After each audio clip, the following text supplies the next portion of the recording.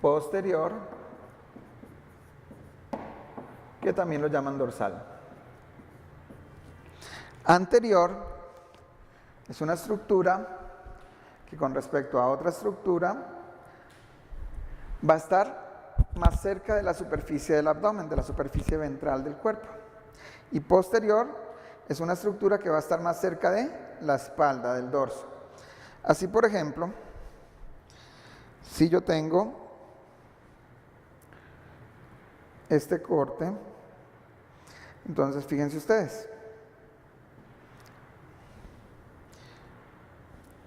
acá vamos a tener al corazón y acá vamos a tener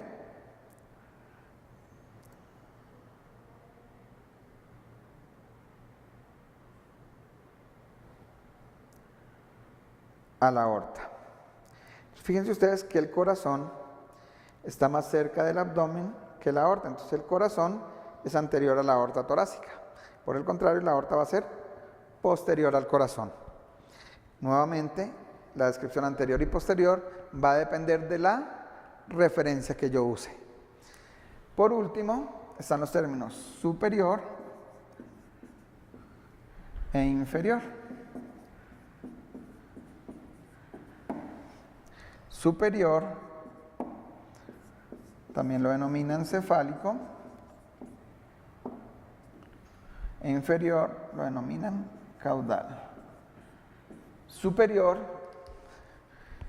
es algo que con respecto a otra estructura está más cerca del vértice craneano, e inferior es algo que con respecto a otra estructura está más cerca de la planta de los pies. Así, el corazón es superior respecto al hígado. El corazón está más cerca del vértice craneano que el hígado. Por el contrario, el hígado es inferior al corazón. Está más lejos del vértice craneano o más cerca de la planta de los pies. Y esos son los términos de relación. Por último, el cuerpo es móvil, entonces va a tener una serie de movimientos que me permiten a mí también definir algunas posiciones del cuerpo. Entonces, por ejemplo, cuando yo hago un movimiento que disminuye el ángulo de una articulación, a ese movimiento lo voy a llamar flexión. Y cuando hago el movimiento contrario, es decir, aumento el ángulo de la articulación, a ese movimiento lo voy a llamar extensión. Entonces, miren, yo puedo flexionar o extender el codo. Yo puedo flexionar el hombro o extender el hombro. Flexionar la cadera o extender la cadera. Flexiono la rodilla, extiendo la rodilla. Bien, eso es flexión y extensión. Un segundo par de movimientos son, yo puedo alejar una extremidad de la línea media, eso lo llamo abducción, o puedo acercar la extremidad a la línea media, eso lo llamo aducción.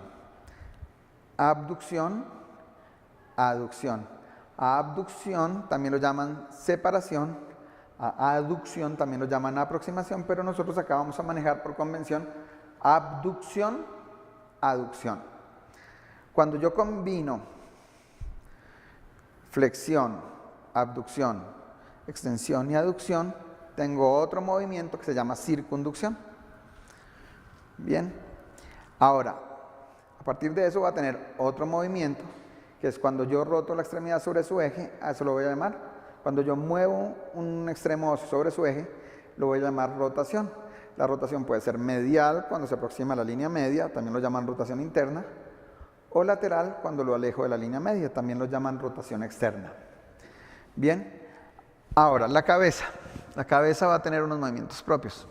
Su flexión lateral, flexión y extensión del cuello. En la mandíbula yo puedo hacer depresión de la mandíbula cuando la bajo, elevación de la mandíbula cuando la subo. Si muevo la mandíbula hacia adelante, eso se llama protrusión. Si la muevo hacia atrás, retrusión. Y si la muevo hacia los lados, diducción. Bien, ya bajando, hacia los hombros, entonces yo puedo elevar los hombros, deprimir los hombros. Los puedo llevar hacia adelante, protracción, los puedo llevar hacia atrás, retracción. Y puedo combinar elevación, protracción, depresión y retracción, y eso también se llama circunducción del hombro. Bien, ahora, en la extremidad, aparte de los movimientos del hombro que ya les había descrito, también puedo tener supinación, como rezando, suplicar, es llevar la palma de la mano en sentido anterior. No es una rotación propiamente porque la supinación implica el desplazamiento del radio sobre el cúbito. El cúbito lo vamos a llamar ulna, entonces el desplazamiento del radio sobre el cúbito, que no es una rotación estricta, se llama supinación. Y lo contrario, cuando yo hago esto, percuto, ese movimiento se llama pronación, que es llevar la palma de la mano en dirección posterior. Entonces miren, supinación, pronación. Y en la mano voy a tener adicionalmente otro movimiento que es el de los dedos. A este movimiento yo lo voy a llamar oposición, que es llevar el pulpejo del primer dedo a los pulpejos de los otros dedos. El movimiento contrario a oposición es reposición. Bien, listo. Eso en cuanto a las manos. El tórax, yo puedo elevar las costillas o deprimir las costillas. La pelvis también se puede mover. La pelvis se puede mover en dirección anterior-inferior y a eso le llama antenutación. O posterior-superior nutación. Eso es un movimiento pendular como el que hacen los planetas. Antenutación, nutación. Por último, en la extremidad inferior, aparte de flexión, extensión, circunducción, puedo llevar la planta del pie hacia la línea media, inversión, o alejar la planta del pie de la línea media, eversión. Y yo creo que ahí terminamos esta clase de introducción a la anatomía. Muchas gracias.